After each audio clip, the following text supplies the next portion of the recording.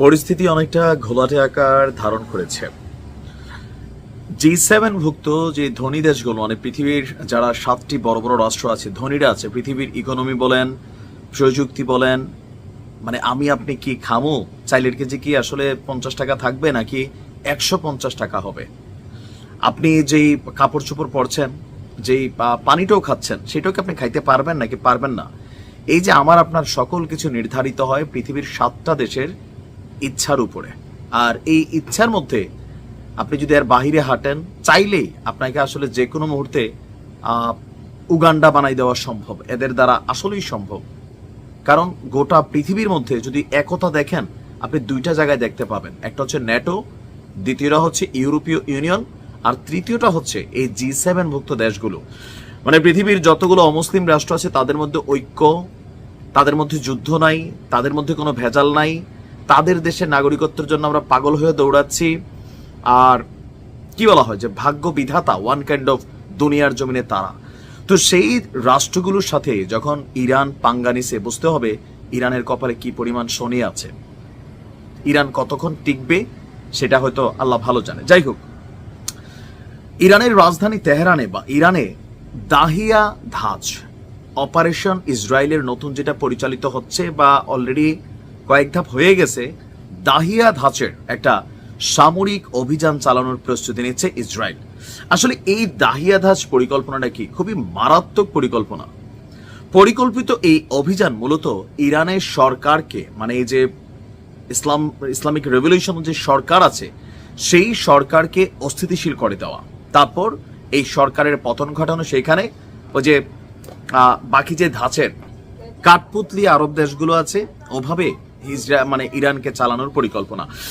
আপনার এক প্রতিবেদনে এই গুরুত্বপূর্ণ তথ্য জানিয়েছে আপনার মিডল ইস্ট মনিটর। তারা বলছে, চ্যানেল 14-এর প্রতিবেদনের বরাত দিয়ে ইসরায়েলি গণমাধ্যম, যে পরিকল্পিত এই অভিযান মূলত ইরানের সরকারকে অস্থিতিশীল করে তোলার জন্য নেওয়া হয়েছে। এর আওতায় ইরানের কৌশলগত গুরুত্বপূর্ণ স্থাপনাগুলোতে ধারাবাহিকভাবে হামলা চালানো হবে। ঘনবসতিপূর্ণ এলাকাগুলো থেকে জনগণকে জোরপূর্বক সরিয়ে নেওয়ার চেষ্টা থাকবে। অলরেডি কিন্তু হয়েছে। তেহরানের বিভিন্ন জেলা থেকে আপনি দৃশ্যপট দেখছেন যে কিভাবে মানুষ পিপিলিকার মতন রাজধানী ছাড়ছে। এই অভিযানের অনুমোদন দেওয়া হয়েছে আপনার নিহু এবং তার প্রতিরক্ষা মন্ত্রী ইসরায়েল কাটসের পক্ষ থেকে। আর এখানে যে বার্তা, তেহরানের পরিণতি হবে বৈরুতের মতন। বৈরুত চিনছেন তো, লেবাননের রাজধানী বৈরুত। এছাড়া বলা হয়েছে যে ইরানের সর্বোচ্চ নেতাকে, তার পরিণতি হবে সাদ্দাম হোসেনের মতন, যিনি 2003 সালে যুক্তরাষ্ট্রের নেতৃত্বাধীন অভিযানের পর ক্ষমতাচ্যুত হয়েছিল এবং পরবর্তীতে ফাঁসিতে ঝুলিয়ে ইরাকের সরকার দিয়ে তাকে শাহাদাত করা হয়েছিল। এখন এখানে আমি যতটুকু বুঝতে পারছি, দাহিয়া দাচ অথবা দাহিয়া ডক্ট্রিন, এই জিনিসগুলোর মূলত মেইন যে বিষয়টা থাকে, জনগণকে সরকারের বিরুদ্ধে খেপিয়ে দেওয়া। যেমন ধরেন এই মুহূর্তে ইরান যেটা করছে, তারা তাদের ইন্টারনেট বন্ধ করছে। সোশ্যাল মিডিয়া প্ল্যাটফর্মে জনগণ যথেষ্ট ক্ষিপ্ত এই খামেনি সরকারের উপর। কেন? তারা মনে করতেছে দরকার নাই। কি দরকার ছিল ইসরায়েলের সাথে পাঙ্গা নেওয়া? ফিলিস্তিন ইস্যুতে কেন ভাই দরকার ছিল? সৌদি কি পারে না? দুবাই পারে না? আমাদের দরকার আছে কিনা? আমরা কেন গাজার বীরদেরকে সাপোর্ট দিব, লেবাননের হিজুদেরকে সাপোর্ট দিব? আসলেই তো নিজে বাঁচলে বাপের নাম, এটাই হচ্ছে বাস্তবতা। ইরান যখন ইন্টারনেট বন্ধ করছে, ইলন মাস্ক তার স্টারলিংক দিয়ে সেখানে ইন্টারনেট চালু করে দিছে। আপনি বুঝতে পারছেন তো, এই যে স্টারলিংক এর কানেকশন গুলো সামহাও রাষ্ট্রের বিভিন্ন গুরুত্বপূর্ণ সিদ্ধান্তের ক্ষেত্রে ঝামেলার কারণ হয়। এখন জনগণকে বিগড়াচ্ছে, নতুন করে গণতন্ত্র সেখানে এস্টাবলিশ করতে চাচ্ছে, আর ভেতর থেকে একটা বড় ধরনের চাপ তৈরি হবে। একের পর এক বড় বড় টার্গেটেড মানুষগুলোকে শেষ করে দেওয়া হচ্ছে, দায়িত্ব নেওয়ার জন্য কেউ আসবে না, মেধাবীদেরকে শেষ করে দেওয়া হচ্ছে।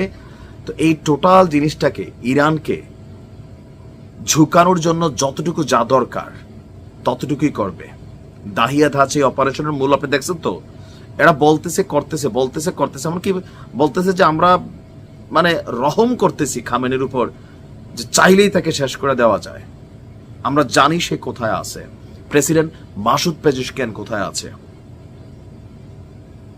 আল্লাহ ইরানকে হেফাজত করুক। এটা ভয়াবহ পরিস্থিতির দিকে যাচ্ছে। আর এর মেইন কারণ হচ্ছে আরবদের নীরবতা, আর কিচ্ছু না, বিশ্বাস করেন। দেখা যাক কি হয়। ভালো থাকুন।